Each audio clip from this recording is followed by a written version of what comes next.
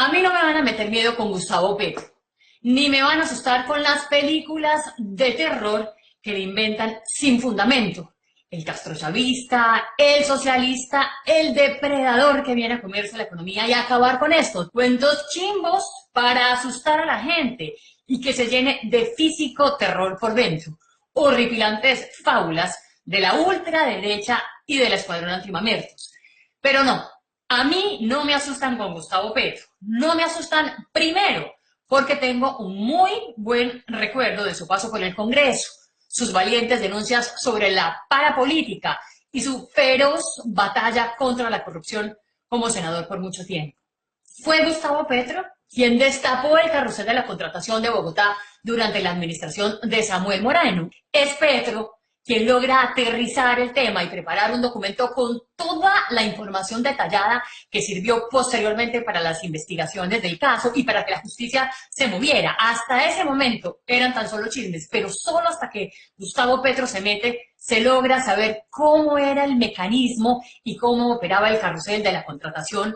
También fue Petro quien hizo los debates más duros contra Álvaro García Romero, cuando este era dueño absoluto y poderosísimo del presupuesto en el Congreso de la República, y quien fue artífice, entre otras cosas, de la horrible y tenebrosa masacre de Macapecho.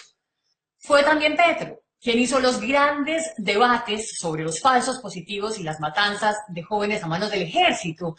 Debates, entre otras cosas, que hoy todos muchos recuerdan sobre un crimen tan atroz que todavía consterna a miles de madres de Soacha, casi 4.000 madres de Soacha que perdieron a sus hijos con estos llamados falsos positivos, si no me falla la memoria.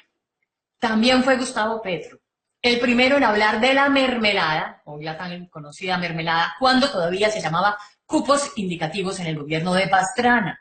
Y fue quien habló por primera vez de la penetración del sistema electoral por parte de los contratistas que financian la política.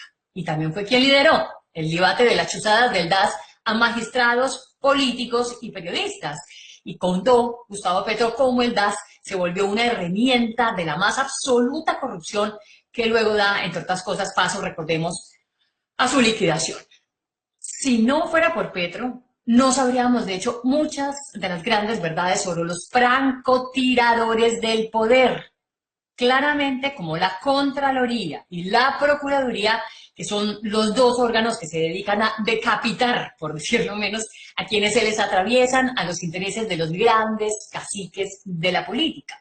Y tampoco sabríamos nada sobre las mafias que manejan las billonarias concesiones de los rellenos sanitarios y de basuras, dos protagonistas indiscutibles de la política nacional hoy en día y que controlan claramente un puñado de 4 o de 5 contratistas muy poderosos, billonarios, porque ni siquiera son millonarios, sino billonarios a más no poder. No, señores, a mí no me asustan con Gustavo Petro. Y no solo porque haya sido un buen congresista, sino porque carece de las fichas para hacer grandísimas reformas económicas o políticas. Es imposible, sencillamente imposible, cambiar el modelo económico del país con un Congreso tan ampliamente dominado por la derecha y la ultraderecha. Tampoco me asusta Gustavo Petro porque sencillamente no tiene ningún control sobre el ejército, a diferencia sí de lo que ocurría con Hugo Chávez, que venía de las propias entrañas del ejército veneco.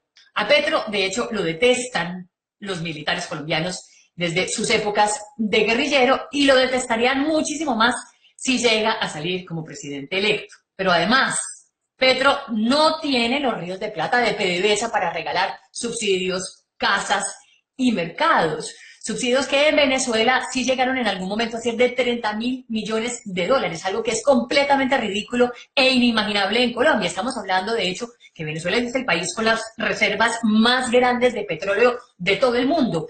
No, señores, a mí no me asusta con Gustavo Petro. ¡Viva Colombia humana!